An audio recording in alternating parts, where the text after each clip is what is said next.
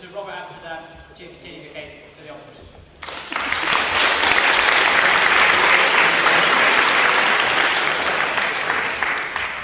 Well, I'm another slow-talking Canadian.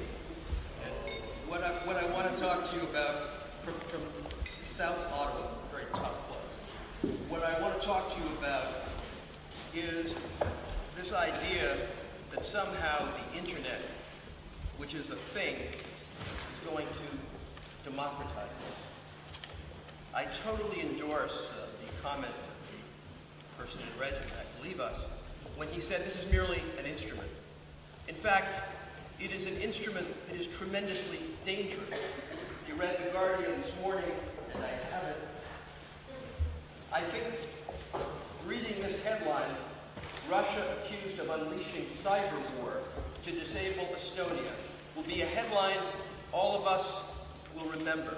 Because, ladies and gentlemen of the Oxford Union, this is only the beginning. We will look back years from now on the issue of internet censorship, and our comment will be, how quaint.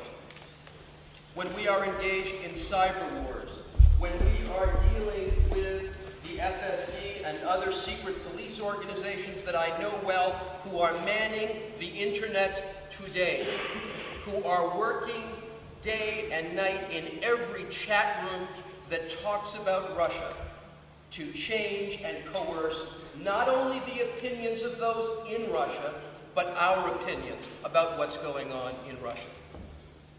And I want to tell you that it is not just the Russians or the Chinese that we need to blame. It is outrageous that there are companies like Google who are profiting from censorship, and there are companies like Yahoo that are handing over people to the secret police. And they're doing it as a profit-making enterprise. It is the first time in human history that people are turning over human rights activists for a profit, and I say it's outrageous. Don't tell me about the internet and democracy. I'll tell you about the internet and oppression. I will tell you about the 14 bloggers arrested in May of 2007. I will tell you about the internet blogger who, believing this ideology of freedom and the internet, had his identity turned over in an internet cafe and was beaten, tortured, and raped 1 week ago in a jail in Cairo. You have to understand that there is this ideology of a free market, this ideology that the internet is neutral, that we are just thousands and millions of free people out there dealing with the internet. Well, let me tell you, ladies and gentlemen, Big Brother exists, and he's on the internet now. And I'm going to tell you something else, that this false ideology of the free marketplace of ideas renders you vulnerable to the other. The other is those groups of countries who have decided the marketplace doesn't work. They're doing it to you on energy. As you mindlessly fill up the pump at 27 pounds a gallon in a few years, you will understand what I'm talking about. They're doing it to you on energy. You're not enjoying it, although perhaps he's enjoying it. Enjoy pretty much everything. They're doing it to you on energy. They're doing it to him on the internet. And very clearly, it is impossible to talk about democracy without talking about the rule of law. And my colleague spoke about those words. He was the first one to mention it. Democracy is meaningless. We are exchanging quantity of information for quality of life. The rule of law will protect you, and the rule of law does not exist in a machine. The rule of law exists in every one of us. It exists in that man who risks his life. It exists in the many political prisoners in Russia today, which my client is but one. Many of the lawyers, my colleagues in Moscow in my case, one has gone blind in jail. One young woman is now in a labor camp, is losing her mind because she hasn't seen her young children, and her crime is being a lawyer. And the internet in Russia and the knowledge of her plight has done nothing because Western banks have empowered the Kremlin. Google is not alone. Yahoo is not alone. ABN AMRO is a bank that funds those who destroy human rights in Russia. We have an entire government under Gerhard Schroeder that did that, and they sponsored the internet at the same time. The internet is a very powerful and dangerous device. And while I don't say we need more regulation, I will tell you that we cannot be blind to those who have taken over the internet. The naivete of the motion itself is offensive. Is the internet the greatest force for democracy? I beg to differ. The question in 10 years will be, is the internet a force that we can survive?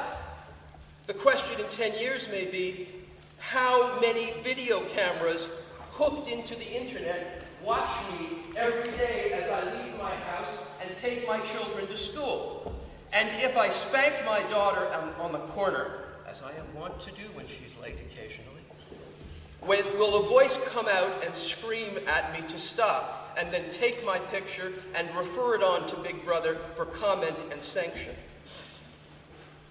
Every instrument and every tool exists and can be manipulated. But I had a friend in Moscow. I had a friend who's no longer with us today. Her name was Anna Politkovskaya. And Anna Politkovskaya had a theory. And every time I give a speech, I mention her name because I don't want her memory to die. And Anna's theory was called the doppelganger. And the doppelganger is something very important for people involved with the internet to understand. The doppelganger is the outgrowth of Putinism. And what the doppelganger means is that Mr. Putin is out to steal our language. So are the North Koreans. So is the Burmese junta. Remember, the North Korean government is entitled democratic. It is the Democratic People's Republic. Remember that in Russia, it is Mr. Putin who has sponsored a new council on human rights. Remember, it is Mr. Putin that at the same time that he has done that, continues to promote the internet in Russia. The Russian internet has no better proponent than Mr. Putin, because he knows it's safely in the hands of the secret police. You don't know that, but he does. But when he steals our language, and then that theft is propagated 25 million times a day, and the secret police set up people on every chat room to repeat it and multiply it. And we make the assumption, because we believe in the free market, that these are all individuals. These are all people who aren't being paid by the Kremlin. And let's not be too hard on the Russians. Let's talk about the Chinese. How much democracy has occurred in China since so many of them got computers? When was the last democratic election? In fact, isn't it true that in China today, post-internet China, there is less hope for democracy than there was immediately after Tiananmen? Isn't that because, to some extent, the internet is a great pacifier? It takes our time, it takes our interests, it channels us into 17,000 different things, and we never manage to actually communicate with like-minded people. We don't take the time to find them out. I know that wall that you scroll on. I've seen it. It's called the Berlin Wall, and it came down because of the people I knew who scrawled on that wall. There was something to the power of that. There was something basic, there was something human, and it mattered. And I urge all of you not to desecrate their name by supporting this motion. Thank you very much.